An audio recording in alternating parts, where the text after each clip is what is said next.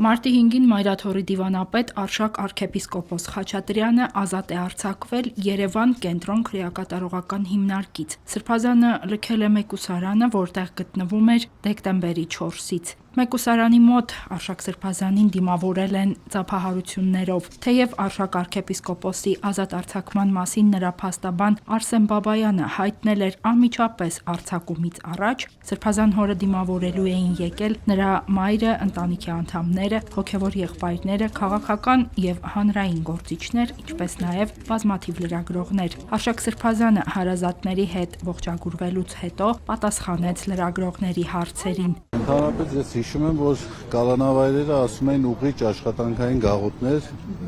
ուրախ եմ ասելու, որ ես անուղելի եմ մնացել, չեմ ուղղվել այդ առումով։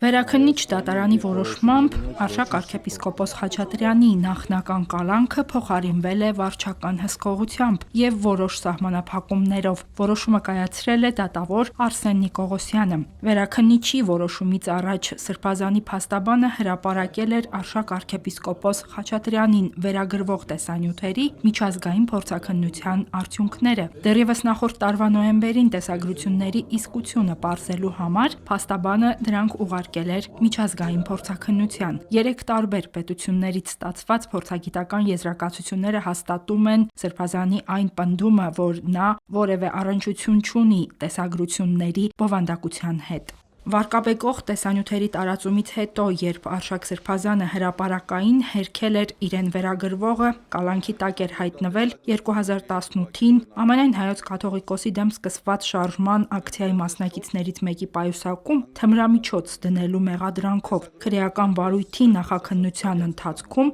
Արշակ Սրբազանի նկատմամբ հարուցվել է հանրային քրեական հետապնդում քրեական օրենսգրքի 393-րդ հոդվածի 2-րդ մասի 1 եւ 4 կետերով հանդիսադիր վայրում մի խումբ անձանց կողմից նախնական համաձայնությամբ թմրամիջոց ապօրինի իրացնելու մեղադրանքով։ Թեև այդպես էլ որևէ ապացույց չի ներկայացվել վերագրվող հանցանքի վերաբերյալ, Մայրաթորի դիվանապետը 3 ամիս է անցկացրել մեկուսարանում։ Այժմ փոխվել է միայն խափանման միջոցը։ Սրբազանին արգելված է Վաղաշապատ համայնքի տարածքից դուրս գալ, արգելված է շփումներ ունենալ գործով վկաների հետ։ Հերմինե Հակոբյան, Եկեղեցական կյանք։